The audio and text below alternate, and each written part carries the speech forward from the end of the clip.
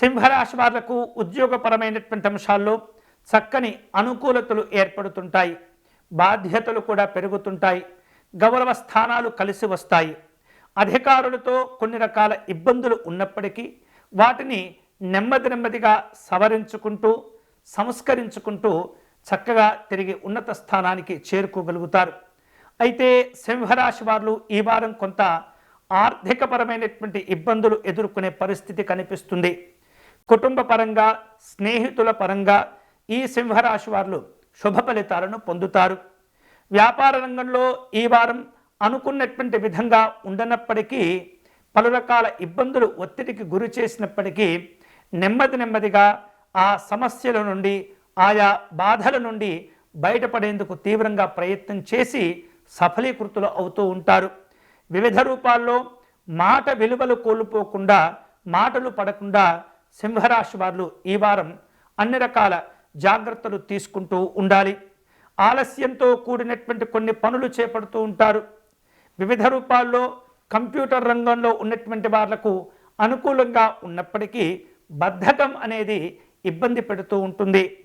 వేరు రూపాల్లో మీకు రావలసిన బాకీలను వసూలు చేసుకుంటారు. ఆధ్యాత్మిక దైవ చింతన కార్యక్రమాల్లో పాల్గొంటారు.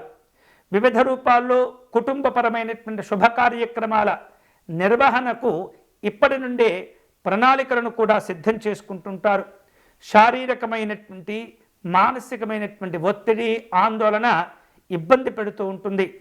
వివిధ రూపాల్లో పని భారాలు పెరగటం, ఆర్థికపరమైనటువంటి సమస్యలు పెరగటం ద్వారా కొన్ని సందర్భాల్లో తీవ్రమైనటువంటి తలనొప్పిని కూడా ఎదుర్కొనేటటువంటి పరిస్థితి ఉంటుంది.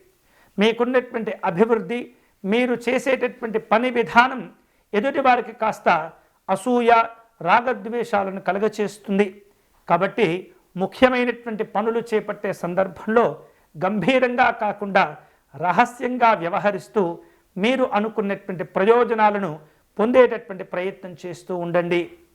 ఈ వారం మరిన్ని శుభ ఫలితాలు పొందేందుకై, అలాగే మీకున్నటువంటి మానసికమైనటువంటి స్థైర్యాన్ని, ఆత్మస్థైర్యం ఏదైతే ఉంటుందో దానిని మరింత పెంచుకునేటటువంటి క్రమంలో సూర్యనారాయణ స్వామిని పూజిస్తూ ఉండండి.